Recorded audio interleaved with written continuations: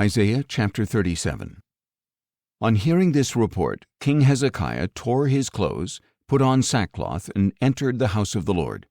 And he sent Eliakim the palace administrator, Shebna the scribe, and the leading priests, all wearing sackcloth, to the prophet Isaiah son of Amoz, to tell him, "This is what Hezekiah says, Today is a day of distress, rebuke, and disgrace, for children have come to the point of birth, but there is no strength to deliver them. Perhaps the Lord your God will hear the words of the Rabshakeh, whom his master the king of Assyria has sent to defy the living God, and he will rebuke him for the words that the Lord your God has heard. Therefore lift up a prayer for the remnant that still survives." So the servants of King Hezekiah went to Isaiah, who replied, "Tell your master that this is what the Lord says. Do not be afraid of the words you have heard, with which the servants of the king of Assyria have blasphemed me. Behold, I will put a spirit in him so that he will hear a rumor and return to his own land, where I will cause him to fall by the sword." When the Rabshakeh heard that the king of Assyria had left Lachish, he withdrew and found the king fighting against Libnah. Now Sennacherib had been warned about Tirhakah, king of Cush. He has set out to fight against you. On hearing this, Sennacherib sent messengers to Hezekiah, saying, "Give this message to Hezekiah, king of Judah. Do not let your God, in whom you trust, deceive you by saying that Jerusalem will not be delivered into the hand of the king of Assyria.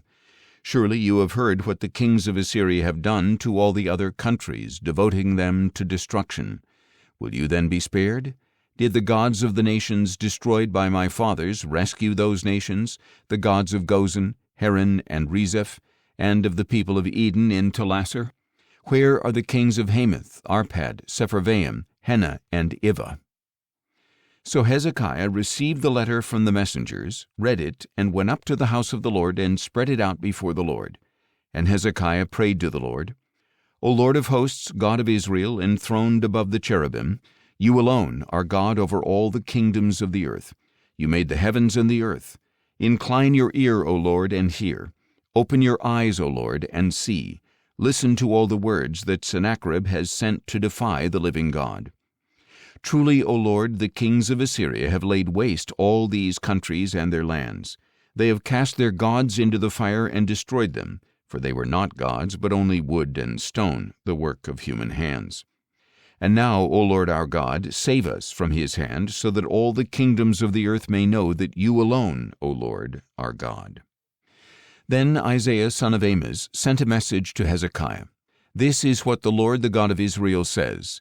Because you have prayed to me concerning Sennacherib king of Assyria, this is the word that the Lord has spoken against him.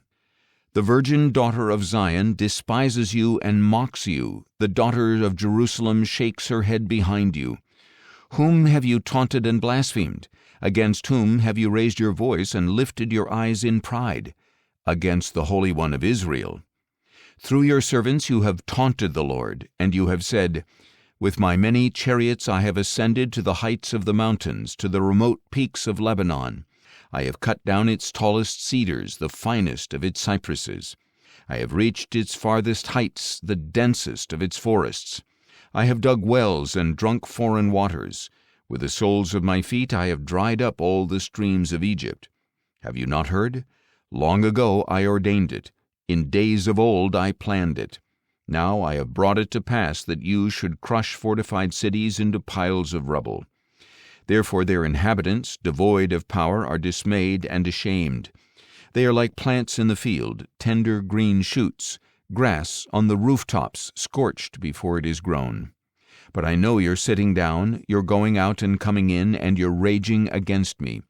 Because your rage and arrogance against me have reached my ears, I will put my hook in your nose and my bit in your mouth.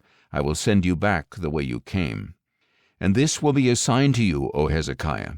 This year you will eat what grows on its own, and in the second year what springs from the same. But in the third year you will sow and reap. You will plant vineyards and eat their fruit. And the surviving remnant of the house of Judah will again take root below and bear fruit above. For a remnant will go forth from Jerusalem, and survivors from Mount Zion. The zeal of the Lord of hosts will accomplish this. So this is what the Lord says about the king of Assyria. He will not enter this city or shoot an arrow into it. He will not come before it with a shield or build up a siege ramp against it. He will go back the way he came, and he will not enter this city, declares the Lord.